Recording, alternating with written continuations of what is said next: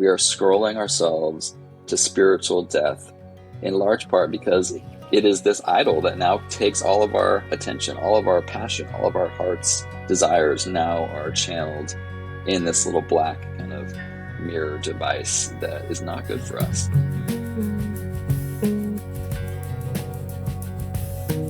What is our constant scrolling doing to our minds, to our relationships, even our faith? Why does a device that is meant to connect us so often leave us anxious, distracted, and lonely? And how should Christians think wisely about living in a world of endless digital noise? Well, in this conversation, that's what we're going to talk about. We're going to explore the spiritual and cultural costs of dopamine media and how the way of Jesus offers a deeper, embodied alternative to this kind of distraction. And to help us through this conversation is Brett McCracken. Brett's an author and a journalist based in Southern California. He's a graduate of Wheaton College and UCLA and serves as a senior editor at the Gospel Coalition. This is where he writes on the intersection of faith and culture. His most recent books include The Wisdom Pyramid, Feeding Your Soul in a Post-Truth World, and Uncomfortable, The Awkward and Essential Challenge of Christian Community. He's also the co-editor of what we're going to be talking about today, a book called Scrolling Ourselves to Death, Reclaiming Life in a Digital Age. Well, we need this. And I'll tell you one reason we need it. I recently discovered that humans in the United States of America check their phones 200 times a day, an average of every 5 minutes. Ooh, we need this. Let's welcome Brett McCracken to the Truth Changes Everything podcast. Brett McCracken, welcome to the Truth Changes Everything podcast. Thank you, Dr. Jeff. Thanks for having me. I'm looking forward to our conversation because you've written a number of books and you're really focused on how to live in a confusing digital world. But this one, I love the title because it's kind of an homage to one of my favorite books. You called it Scrolling Ourselves to Death. Yeah. And you edited this book, which of course refers to Neil Postman's Amusing Ourselves to Death. Anybody who's been to Summit Ministries has heard about that book endlessly. Mm-hmm. But what motivated you to put this together? And I guess, what are your pastoral concerns? Because everybody's talking about, we don't like the fact that we're addicted to our devices, but you're kind of moving this in a really profound direction. Yeah. A couple things motivated the book. I mean, the real kind of impetus was at the Gospel Coalition. Our editors were meeting, and someone brought up the fact that Neil Postman's book, Amusing Ourselves to Death, was about to have its 40th anniversary in 2025. So we were just talking about like how influential that book has been over the last 40 years and how prophetic it really has been in predicting the way that media has become so pervasive and so shaping. So we wanted to do something to draw attention to the 40th anniversary of that book. And someone had the idea of, what if we put together a new book that kind of took kind of the wisdom of Neil Postman and his approach to technology, but applied it to today's digital kind of scrolling technologies with a special focus on the church and ministry and how Christians can think through technology carefully. So that was kind of the impetus, the origin of the book. But from a pastoral heart perspective, I think Ivan Mesa and he's my fellow co-editor, we both just are very concerned with the spiritual formation power of scrolling technologies and the way that kind of our phones are taking on this almost like idolatry place in our lives, where we spend every waking moment, every gap moment in our day, we now just instinctively grab for our phone, and it's kind of commandeering our attention. And where your attention goes spiritually is where your worship goes. It's where your heart goes. What you attend to is what you will worship. And we find that in the scrolling age, in the age of the smartphone, so much of our attention is just taken by these devices, and we have less and less attention to give to the Lord. And so our worship is suffering. We are spiritually suffering. So the scrolling ourselves to death title, I think, refers to a number of types of death, right? There's kind of the emotional death that people in our culture, even secular folks, are observing, like Jonathan Haidt in Anxious Generation. There's emotional unhealth that is a direct result of this technology. But what we're focusing on is kind of the spiritual death aspect of we are scrolling ourselves to spiritual death in large part because it is this idol that now takes all of our attention, all of our passion, all of our heart's desires now are channeled in this little black kind of mirror device that is not good for us. And Mm. we're concerned pastorally. We're concerned for our kids. Both Ivan and I are parents of young kids being raised in this world. So that's kind of our heart behind why we wanted to tackle this project. Yeah, we're going to chase down a number of aspects of that. But for those who aren't that familiar, or maybe it's been a while since they've been familiar with Neil Postman's argument that he's making in Amusing Ourselves to Death, can you review that for us? What's the core Yeah. thing that he was getting at that you want to bring into our time? Yeah, so Postman was kind of an heir to Marshall McLuhan in the way that Marshall McLuhan thought about technology. He's the guy that said the medium is the message, right? So Yes. we have to think about the way that the medium itself, the form of communication, changes the content of that communication. And so Postman was taking that idea, really applying it to the technologies of television, which in the 80s, when he was writing, that was kind of the heyday of TV. We were starting to talk as a culture about like television addiction and people just watching hours and hours of, TV at night and all hours of the day. And he was just observing that form of watching something on television is a distinct form. It's different from reading books. It's different from listening to the radio, and every new form of technology changes the way that we think, the way that we process information. And so that book, Amusing Ourselves to Death, was his argument that basically like television was degrading the way that we think and the way that we talk, and discourse about important things was being degraded in the age of television. And we kind of look back at that now, 40 years later, and it's kind of quaint, right? We kind of like wish we could go back to, if only we could go back to those days when it was just like one television in one room in the house, right? Because now I think Postman would be kind of horrified if he were alive today, because we all bring a television like device with us everywhere we go. And in any gap moment of our day, we pull it out and we have like things that we watch, things that we click on, things that we listen to. And so this pervasiveness of media is really becoming a problem. He was already thinking it was a problem in the 80s. How much more is it a problem in the scrolling age? My interns this summer were working on a research project about the state of the rising generation. And they shared with me a study they found saying that the average person pulls up their phone 200 times a day, 200 times a day. So that's every 5 minutes of your waking hours. Yeah, I believe it. Every 5 minutes. Mm-hmm. And I think the thing you're saying about Postman, I just really want to emphasize, in philosophy, we talk about your noetic, not just what it is that you are knowing, but how you go about knowing things, the way you think. And the way we think is shaped by technology. Technology is not neutral. Right. A smartphone is not neutral. Yeah. A stethoscope in a doctor's office is not neutral. The stethoscope being present in a way communicates to you that what the instrument knows about your condition is more important than what you know about your condition. Mm-hmm. Now, hopefully good doctors, know that that's the case and they don't, but they're wearing it around their neck as a way of saying what we know more, we know better. Right. We are the experts here. But in the same way, a smartphone, essentially, the very presence of it changes not only what we think about, but the very thinking process itself. Yeah. Did you want to comment on that, or what have you? Because I know you guys, when you were working through the book, you were thinking about that. Mm-hmm. Totally.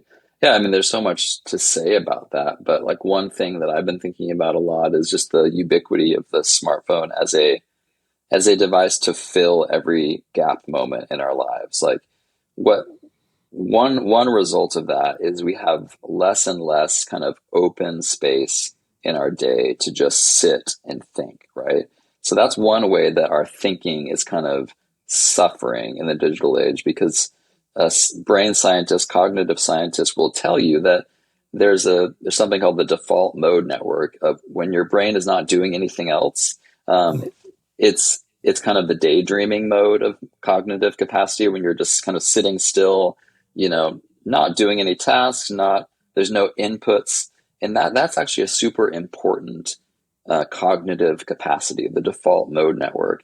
But what scientists are observing in the digital age is we have less and less of that because our brains are filling every gap that would be kind of a daydreaming moment, a moment to just kind of let our thoughts meander, to let our thoughts kind of synthesize a little bit, right? To take all the inputs that have come into our brain and actually give our brains a chance to connect some dots and to evaluate that information in kind of a so what way.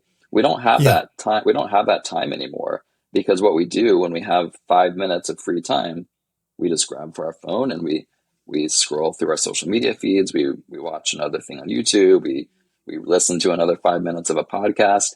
And it could be really good stuff, right? It could be that we fill all those gap moments with high quality podcasts and like informative YouTube videos.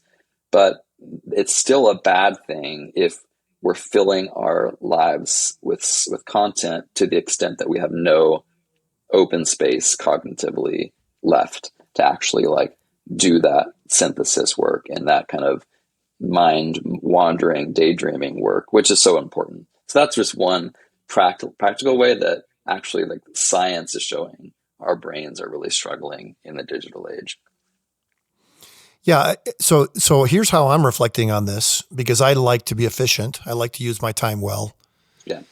And I think I can easily see how I have a worldview of efficiency that trumps everything else. So if I've got Yes. a gap moment, Yeah. I don't see it as a moment where my brain has a chance to rest, process, reflect, Hmm. build connections. I Mm. see it as a literal vacuum of usefulness Right. Right. that How I can I can maximize make that time? useful. Yeah, Yeah. yeah, I can Yeah. make it useful, but that says something about my worldview Yes. that I don't really like is true, but it is. It is true. Well, It and is you're not true. alone. I think it's probably true of most of us. We live in an efficiency culture where optimization is the name of the game. And it's kind of a chicken or egg thing. I'm not sure if we are more optimization minded because of the smartphone being at our disposal that lets us optimize every moment, or if we are using the smartphone so much because we are already wired to like want to be so efficient and optimize every moment. I'm not sure. I don't know if you have any theories about that, but whoever the tech companies are smart because they're seizing on this device as a pathway for humans to optimize their every moment if that's what they want to do. Yeah, yeah. Well, a lot of people talk about addiction to this and how the Hmm. social media algorithms are set up in such a way that you you do become addicted to it. And Yeah. I'm sure you come across the writings of Cal Newport. He's a computer scientist who's Hmm. written a lot about this. He's the guy who convinced me to take Facebook and Instagram apps off of my phone. Mm. Now I can still look at it, but I have to actually load the program to do it, which means I Hmm. do it a whole lot less. Right. I do it more intentionally. All of that's really good. But Yes. you're going way beyond just that this is addicting. You're making that observation as a starting point. Hmm. But I'm curious about this reflection idea that we Hmm. need our minds to have time to wander. Yeah. Did you guys look into why that is? Why is that Hmm. actually true that we need to not fill all of our time with stuff in Hmm. order to think well? Yeah, I mean, it's something I've thought about personally. My previous book was called The Wisdom Pyramid. It was about wisdom in an overstimulated kind of information age. And I think one thing that is true about wisdom is that it requires time, right? Wisdom is not microwavable. You don't get instant results with wisdom.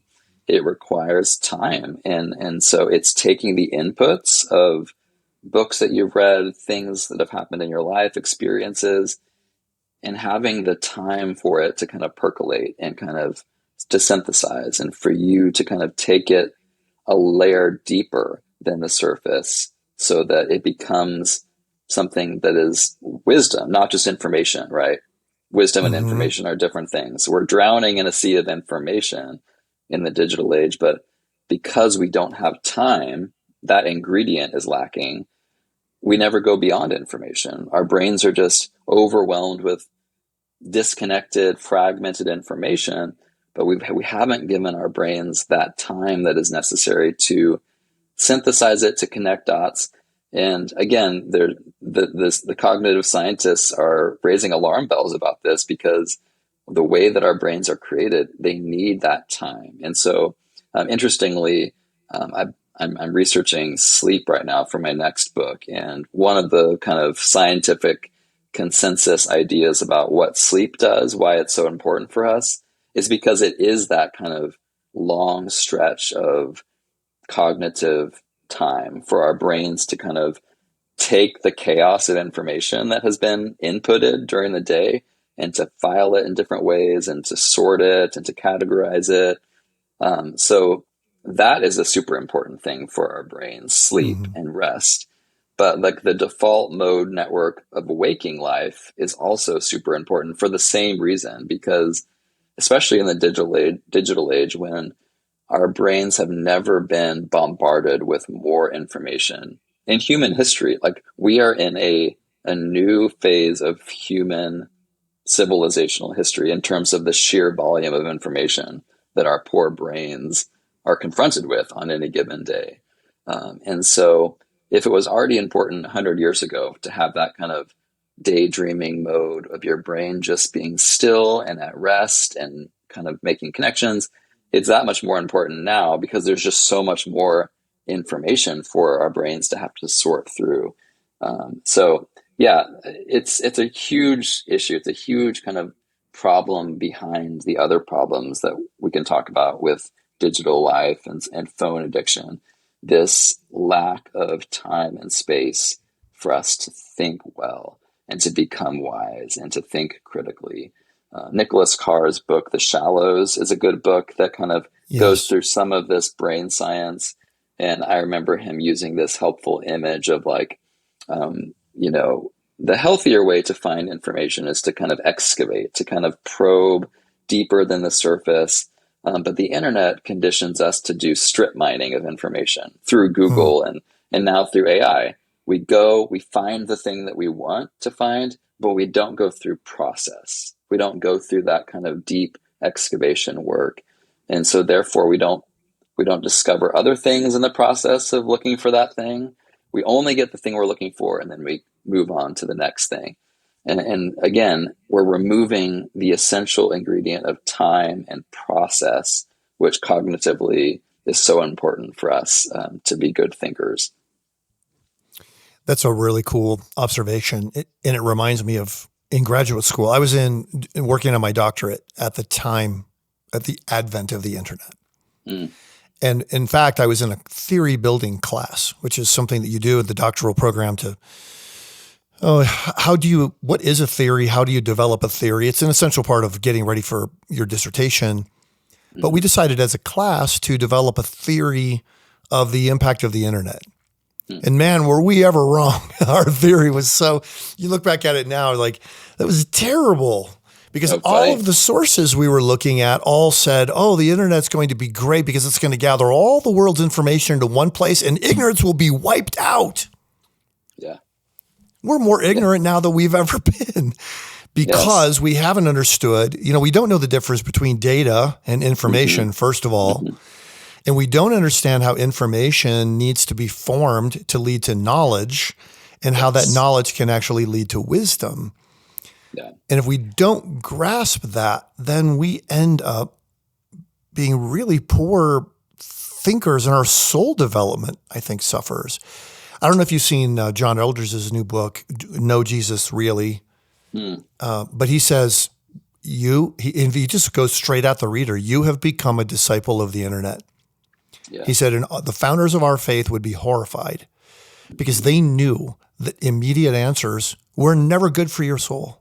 Yeah. Waiting was essential for the development Yes. of your soul. Totally.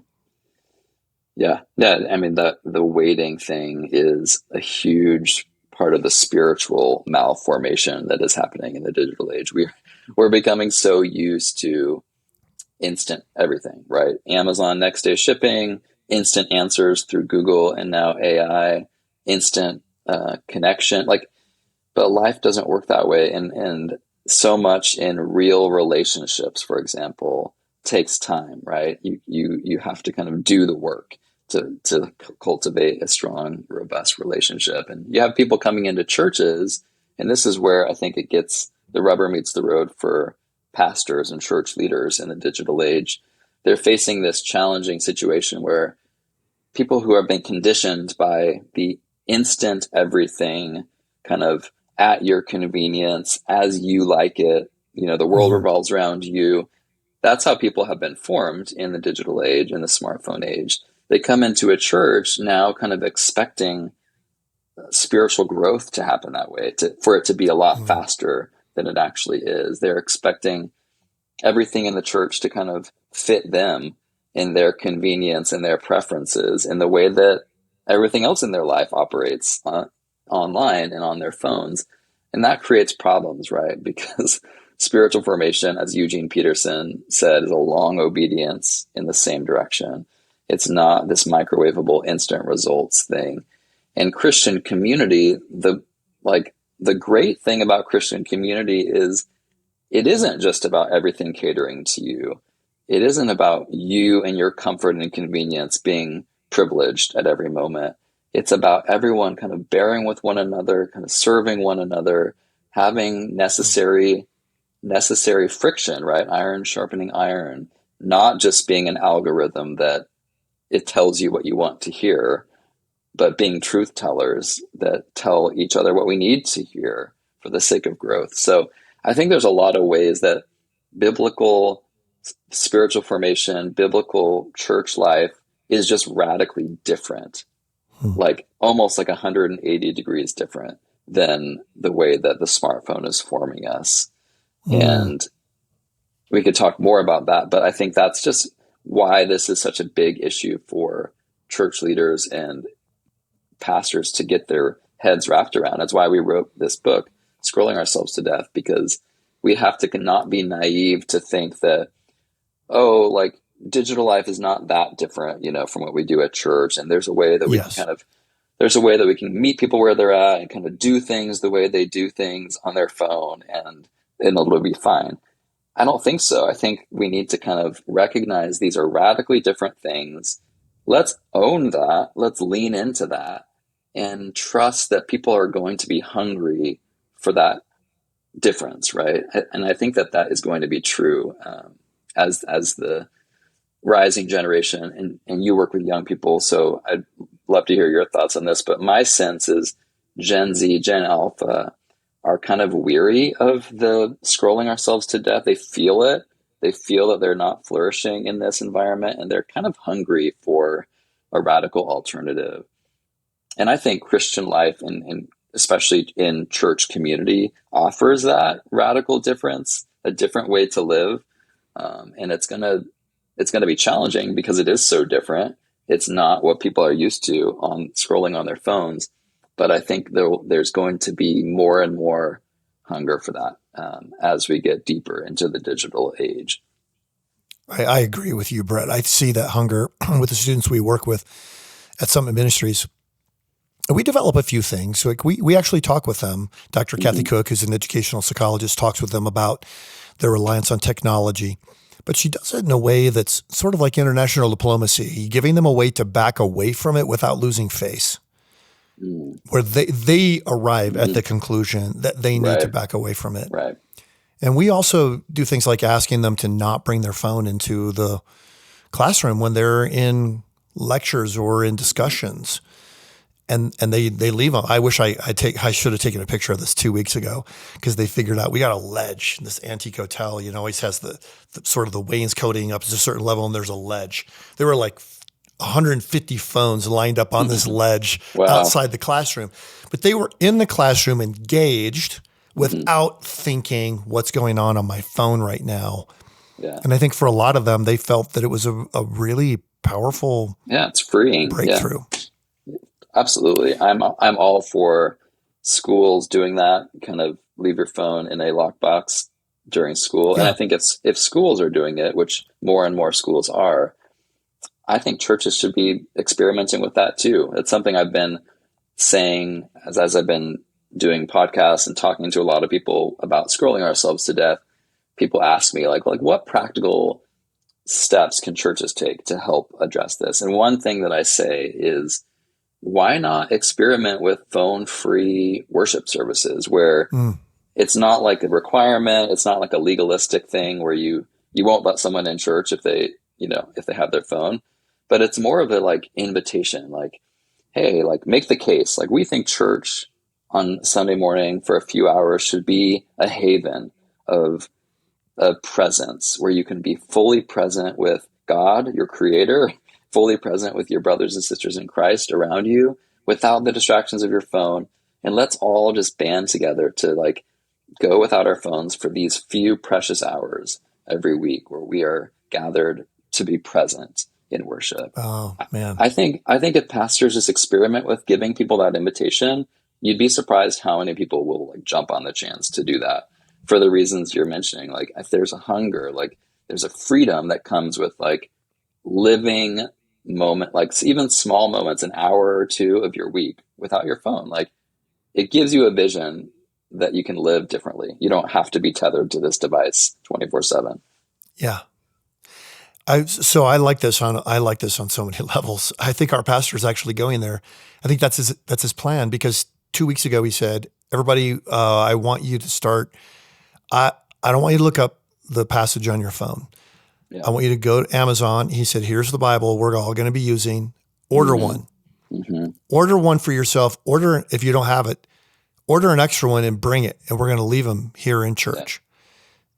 And so I think he's literally preparing us to move beyond even bringing our phones in. And I need it, because I always, I want to bring my phone with me because I want to look up I want to look up the passage in the interlinear. I want to see the Hebrew and the Greek and all that stuff. Totally. But how much of the sermon am I missing because I'm like, oh, I'm going to chase down that idea right there. Yep. And the next 5 minutes are blurred to me because I'm on my own little exploration, which I could easily do after the service. Yeah. On my own time. Yep. Rather than, okay. I'm the same way. I find myself using my phone as like a instant curiosity satiator, like something my pastor says in his sermon. I'm like, oh, I've never thought about that. I'm going to Google that. But yeah, you miss out on a good chunk of the sermon when you're on that rabbit trail. And I just think we'd all be better off to just go back to the days when we were a little bit more present with the words coming from the pulpit, with the people around us in worship, which I think is also a super important part of church, where we're not just all kind of glued in our own bubbles of media, but we're physically aware of the embodied image bearers around us, which is a precious gift that we need not take for granted in the digital age, where so much of our lives are disembodied in ethereal kind of cyberspace. Yeah. Well, I can imagine people listening to this right now thinking two different things. First of all, the only reason I'm listening to this is because I'm on my device right now, people. So Fair point. So they're thinking, well, I don't really see what the big deal is here. Mm-hmm. But maybe for people in that situation, just start observing. How does your usage of your phone affect you? What are your impulses when you're in the grocery store and you're having to wait? Is your impulse to pull out the phone? If you're in public and there are people around you don't know, is your impulse to pull out your phone? Just kind of reflect a little bit and see what you think. But listen, I'm sold, and I think a lot of people are, that we need to develop some new habits. Mhm. So let's talk about that. Let's tackle that first habit. We pull Yeah. out the phone every 5 minutes. Every Mhm. 5 minutes. All right. Help us re-gear, Brett. Mhm. What? Because we now understand that's changing the way we think for the worse. Mhm. It's Mhm. hampering our spiritual development. I'm on board with all of that. I just have a very hard time Doing developing a it. new habit. Okay, Yeah. so Right. help me. Totally. And I'm the first to admit it's super hard. Like I'm talking about this, I'm writing about this, and I still struggle when I'm at a stoplight for 10 seconds and it's a red light. I still struggle to not grab for my phone and do something, right? It's so these habits are so ingrained, and the tech companies have really succeeded in conditioning our behavior to be the behavior of addicts.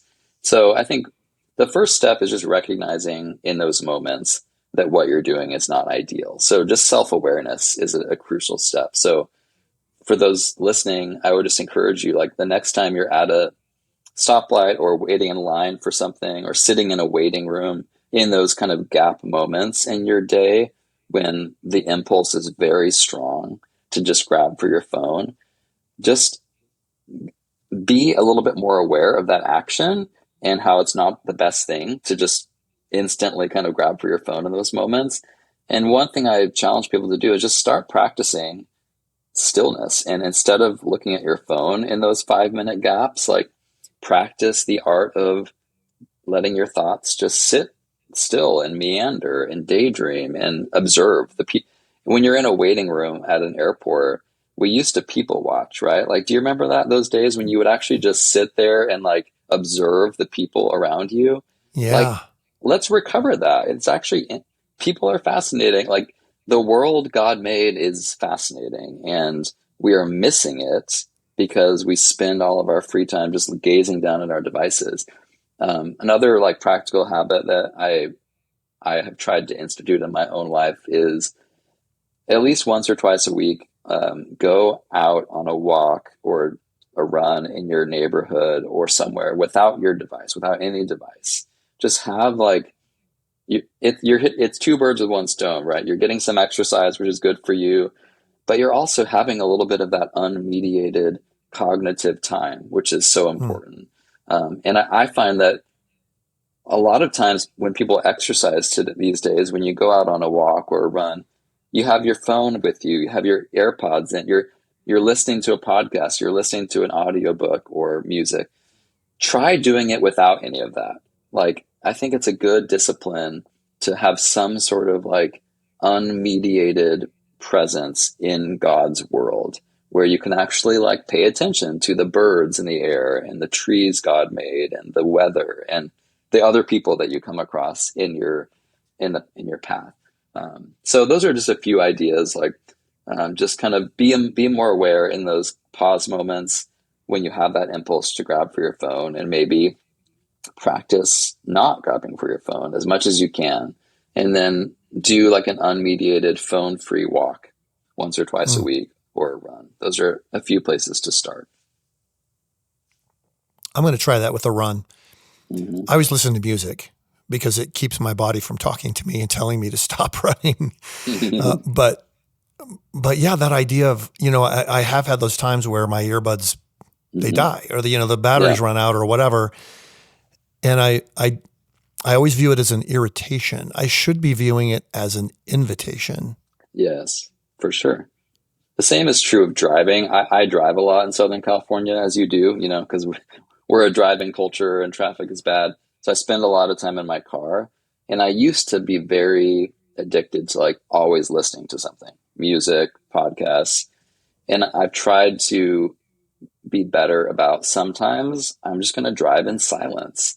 And I found that to be such a rich time of just like giving my brain a break, giving myself time to pray, honestly, which is Mhm. it's a dying art form. It's a dying spiritual habit in the digital age. We just don't have time to pray. Most of us, if we're honest, would say, I really struggle with prayer because for all the reasons that we struggle with unmediated cognitive thinking time. So I find that car time of like no music, just kind of stillness to be really rich time mentally and spiritually. And the same with my walks. When I do my phone free walks, I use that as like prayer time. And sometimes it's the only prayer time I get that day because my life is just so mediated almost every other moment with my job and with, life. So yeah, try those practices and I think you'll see fruit spiritually, mentally, you'll feel better. And it's just a win-win. You read a lot about Christian community, and I'm also thinking of what effect it might have on other people who I don't even pay attention to in an environment. So if I'm in a grocery store, I'm in Yeah. airports a lot. Hmm. It's not easy to pay attention to the people who are around me, but when I pull out my phone, I am, or when I put in my earbuds, I am essentially saying, I'm off Don't talk to limits me. to you. Yeah. Yes. Yeah. Hmm. Which is to say something about my approach to community. Hmm. Um, Yeah. hmm. Yeah. No, I think these devices have given us, it's made it easier than ever to just kind of cut off from community and to isolate into yourself and your own kind of bubble of individuality. Um, but I just think, God created us to be relational beings. He created us to be in community. Now, that doesn't mean you have to be an extrovert and like make small talk with every stranger in an airport. That's not what I'm saying. But I do think when you're in public spaces, and I'm preaching to myself here because I spend a lot of time in coffee shops working for my job, and Yeah. I tend to like put headphones in and like hunker down, and I do give off those signals of like I'm off limits.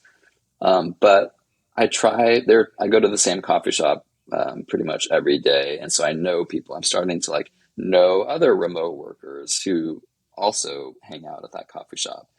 And I'm trying to just always make some time to like not be mediated and just make conversation with those people. And Hmm. I talk to the baristas. I've gotten to know the employees at this coffee shop.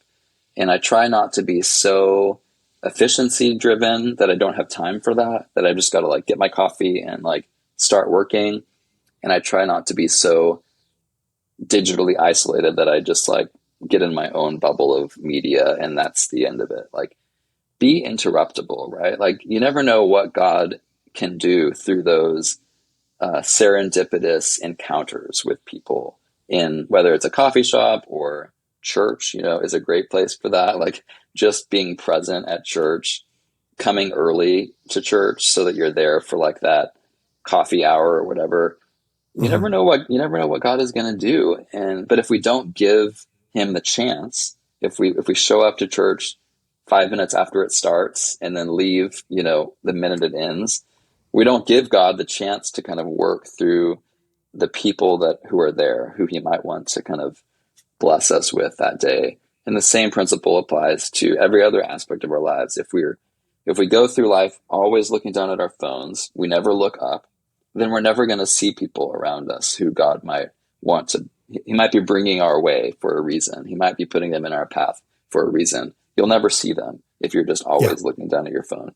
So I think Yeah. we have to just be better about like giving God chances to like work through the embodied reality around us, the people, the beauty, like, and not just to be so sucked into these devices that we just never attend to anything beyond. Yeah. Man, this is great. Well, I know Justin, who helps with this show, is really looking forward to this. He always gives me these awesome question sets that go really deep on all kinds of topics. But this is the last question Hmm. that he wrote out, and he said the book appeals to Paul's warning in Second Timothy that people will wander off into myths and Mm. accumulate teachers to suit their passions. How does that scripture shed light on the echo chamber and Yeah. algorithm driven realities of the online world today? Oh That's an man, awesome question, right? that is a great question, and that that passage, that Second Timothy passage, honestly, it's probably up there in like the top five passages in the Bible that are super applicable to the dynamics of the internet and the smartphone age. Because this is what the algorithm offers us. It in the way that digital algorithms tailor everything to individuals. This is exactly what it's doing. It's giving us content that kind of tickles our ears, right? It suits our desires. It's what we want to hear. It's what we like. It's the politics that we like. It's the images that we gravitate to. It's the comfort. It's the convenience. And so the smartphone age, I think, is conditioning us to just make that choice. Given the choice between choosing people or church communities where you will be challenged a lot to grow and you'll be called out in your sin, or given the algorithm, which is always going to pat you on the back, affirm you as you are, give you more ammo for whatever narrative you want to have evidence for. Like, people are going to make that choice because it's in our nature. And that Second Timothy, Paul is getting at that. It's in our human nature to choose the path of kind of narcissism and like self-service and like feeding my ego, feeding my narrative, right? We will always choose that in our fallen nature over choosing the path of discipleship, which is a path of friction. It's a path of challenge. It's a path of discomfort. But that's the Christian life, right? The Christian life, the life of maturing as a Christian is the life of choosing discomfort over self-serving convenience. And I think digital life and the algorithm is just making worse an internal problem, which is this choice between choosing a harder path that will actually make me grow, or choosing to surround myself with people who are just going to affirm me and kind of walk with me down the broad path towards destruction, right? So yeah, I think that verse is so on point. All of us should probably put that up in our rooms, like put it on our screensavers, just to remind us that anytime you open your phone, that's the choice you're presented with. Like, are you just going to kind of continue to perpetuate your little bubble, your little echo chamber, your narrative, or are you going to go offline and choose community that will actually sharpen you and form Mm, you in Christ likeness? mm. Yeah, that's Second Timothy chapter 3, I believe. And I like that idea of posting that up. Let's all write that out on a little index card, Hmm. stick it on our mirror, Yeah. and use that as a reminder, a warning that this isn't the kind of life that God wants us to live. He's not put us into a world where we're supposed to get a yes answer to everything that we want. Hmm. In fact, we live in a kind of world where we're going to only develop in our souls if we learn to become comfortable being uncomfortable. Yes, for sure. Well, you've given, and this is going to be even more of an issue the more generative AI develops. Oh man. Yeah. It's everything we talked about today Hmm. on steroids for those in the Yep. rising generation. I Yeah. mean, my researchers this summer found one thing. It was like 80% of young adults say they have had a relationship Hmm. with a generative AI chatbot. Yeah. Yeah. And you better believe those chatbots are not going to be programmed to be kind of uh, wise, to give pushback, right? They're Yeah. trained to kind of to be essentially what the algorithm is now, just this kind of perpetuator of your existing habits and desires and tickling your ears, and there's even been really tragic stories recently about like AI conversations with like a teen who was suicidal and was asking his chat GPT AI for like advice on how to like, do that. And there's some really dark stuff happening in the Mm, world of AI. And you're totally right that all the problems we've been discussing in this conversation are only going to get harder because of AI. So we scrolling ourselves to death. We need to have like a part two for AI because I feel like that's going to lead us towards all sorts of new forms of death, spiritually and culturally. I'm Yeah. I'm not super optimistic, if you can tell. Well, I On can AI. tell, and I can see how it even, how it affects our view of God. If the internet gives you everything you want when you want it, it never tells you no. Right. You could actually begin to think of God as kind of a vendor. It's like a vending machine. Yeah. You put in your $2.25, the Pop-Tarts drop down. If they don't drop down, you fire the vending machine, get a different one. Yeah. And rather than understanding that we've been called into partnership with God to bring blessing and flourishing For sure. to the world, Mm-hmm. in a partnership, no. If somebody says no and you're a partner with them, or they say not yet, it makes perfect sense in the context of a partnership, Yeah. right? Yeah. A vendor, if I ask a plumber to come to my house and they say no, well, I fire them, right? Or if they say not yet, I say, oh, I'm going to call somebody else. But this affects everything, Brett, Mm-hmm. right down to how it is that we understand God himself. For sure. Yeah. Wow. Sometimes the sweetest grace looks like a no, right? The richest love relationally looks like no. And in a world where robots and AI and algorithms increasingly don't tell us no, we're losing out on the riches and the depths of love and grace and formation, because all of that good stuff takes the shape and the expression of no sometimes. And that's a gift. And it's one of the greatest beauties and gifts of Christian life is the gift of no, the gift of waiting, the gift of suffering, right? And Yeah. digital technology has no accommodation for suffering and waiting and friction and no of any sort. It's just one big kind of convenience machine and comfort machine, and there's all sorts of spiritual problems with that. So yeah, it's Yeah. a conversation that we'll continue to have as the technologies develop. But it's been fun chatting with you a bit today. Well, you've given us a real gift by coming on the show today. And the book is called Scrolling Ourselves to Death. Probably some of y'all, I know you have book groups. This would be a good one. Maybe take that book, chew through it, argue about it, debate about it, disagree about it.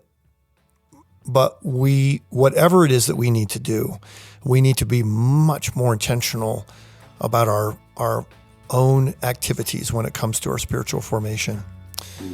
Yeah. So Brett, thanks so much for coming on the show today. Yeah, thank you so much. It's a pleasure. Thank you to my guest today, Brett McCracken, for coming on the show. You can go to brettmccracken.com, BrettMcCracken. brettmccracken.com. I know you're driving, so you're not going to write that down, but brettmccracken.com to find out more of his resources. This podcast is a resource of Summit Ministries.